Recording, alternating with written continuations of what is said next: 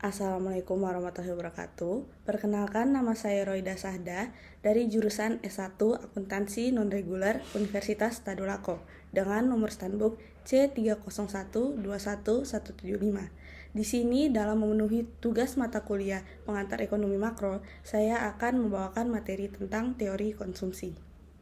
Baik, langsung saja kita masuk ke materinya. Pertama, apa itu konsumsi? Konsumsi itu merupakan segala kegiatan penggunaan barang dan jasa yang dilakukan oleh manusia untuk memenuhi kebutuhan hidupnya.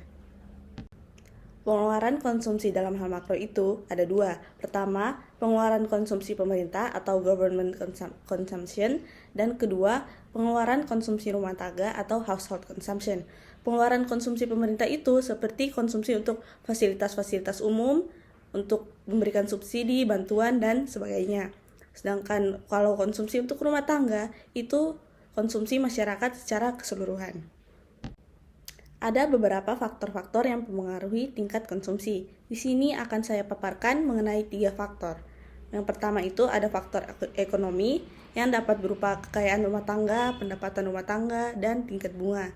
Lalu ada faktor demografi seperti jumlah penduduk dan komposisi penduduk. Dan terakhir ada faktor non-ekonomi seperti sosial budaya dalam suatu negara tersebut. Nah, dari faktor-faktor yang telah saya paparkan sebelumnya, pada dasarnya faktor utama yang mempengaruhi tingkat konsumsi itu adalah pendapatan.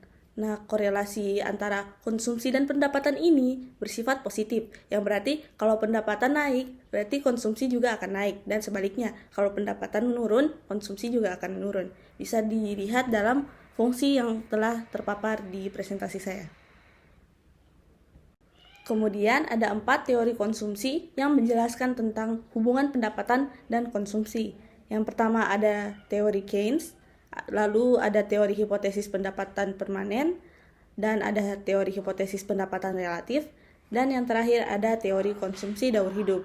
Di sini hanya akan saya jelaskan mengenai teori Keynes. Ada 3 poin penting yang harus kita ketahui dalam teori Keynes.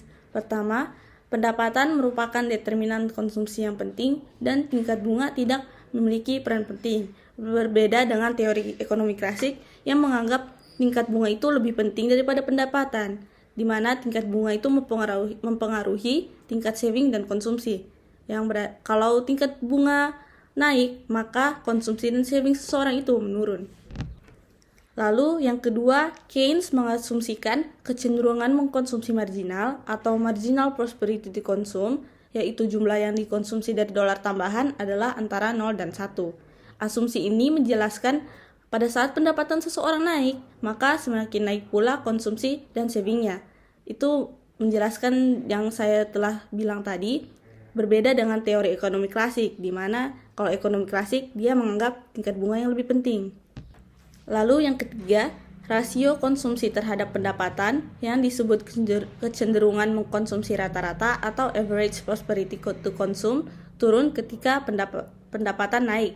Menurut Keynes, proporsi tabungan orang kaya lebih besar daripada orang miskin. Teori Keynes juga menjelaskan hubungan pendapatan disposable dan konsumsi. Menurut Keynes, ada konsumsi marginal yang tidak tergantung tingkat pendapatan. Artinya, konsumsi harus dipenuhi walaupun pendapatan seseorang itu 0, atau biasa disebut konsumsi otonomus. Bisa kita lihat dalam rumus yang telah saya paparkan, C sama dengan C0 atau konsumsi otonomus ditambah B kali YD. B adalah MPC atau marginal prosperity to consume, dan YD adalah pendapatan disposable. Pendapatan disposable itu pendapatan yang sebenarnya diperoleh oleh rumah tangga untuk belanja dan menabung, atau yang bisa kita ketahui sebagai pendapatan bersih. Lalu teori Keynes juga menjelaskan tentang kecenderungan mengkonsumsi marginal. Kecenderungan mengkonsumsi marginal atau marginal prosperity to consume itu adalah perbandingan antara pertambahan konsumsi dan pertambahan pendapatan disposable, seperti yang telah dipaparkan di rumus. Selain itu, teori Keynes juga menjelaskan tentang kecenderungan mengkonsumsi rata-rata atau average prosperity to consume. Average prosperity to consume itu adalah perbandingan antara konsumsi dan pendapatan disposable ketika konsumsi tersebut dilakukan. Bisa dilihat di rumus yang telah saya paparkan. Dan yang terakhir, teori Keynes juga menjelaskan tentang hubungan konsumsi dan tabungan.